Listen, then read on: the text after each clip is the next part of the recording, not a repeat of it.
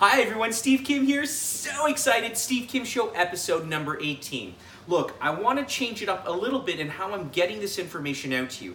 I know your time's valuable, so I'm really trying and pushing to get these videos for as close to 3 minutes as possible. So please follow me week after week as I'm going to be breaking down the housing sector. So next week, we're going to look at the detached market, the week after townhomes and semis, and the week after into the red hot condo market. And we're going to take a look at what's been happening month over month and kind of year to date. So let's get right into it. Steve Kim Show episode number 18. What happened in September? So number of sales versus active listings. I've broken it down into Toronto versus York Region. So in August, we saw 4,800 active listings with just over 2,400 sales. In September, and like we talked about in previous shows, this is the beginning of the fall market, so we absolutely should see more homes get on the market. So we do. We see a surge of over about 1,000 more properties that were listed in September. And then we see pretty much it's staying the same for the number of sales. So more properties listed, same number of sales, right? So will that affect months of inventory? Absolutely. And if you're asking, well, what's months of inventory? You must be checking out my previous Steve Kim Show episodes. So York Region, what happened August versus September? So we saw 4,700 active listings with just over 1,100 sales. And then again, we see that surge in the fall market, 5,300 sales, active listings, and then sales dropped to 983. So you may say, well, Steve, what happened? There was more active listings, but less sales. Well, you know what? Buyers are probably still being a little bit more patient, still wanting to see what's out there before kind of taking that dive into purchasing a property.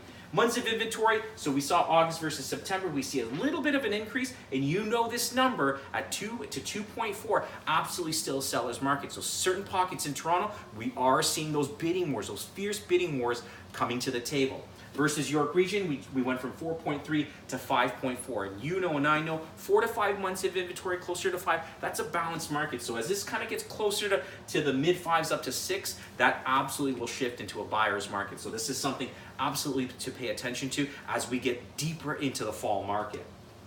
Average sale price. Now these numbers indicate all housing types, the average of sale prices of all housing types. So detached, semis, towns, condos, condo townhomes, so on and so forth. So in Toronto, the average property was trading at $785,000.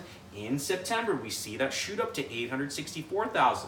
And I feel as we get further into the fall that number should increase or could increase a little bit. So if you're a seller, awesome, right? Your property's worth a little bit more. As a buyer, I don't know, right? You're gonna have to spend a little bit more to get into the market. Versus York Region, from August to September, we see a drop from 923 to 903, right? And this is mainly due to the fact that we have more inventory in York Region, especially in certain pockets, right? And housing types. So something to absolutely pay attention to along with months of inventory. I just want to say thank you so much for sharing your time with me. Hopefully this is close to 3 minutes as possible. And as always, if you have any question, I'm here to serve you. Please feel free to give me a call, shoot me a text, send me an email, or just come by and say hello. Anyways, be great, be kind, and please join me next week for Steve Kim Show episode 19. Take care, everyone. Bye-bye.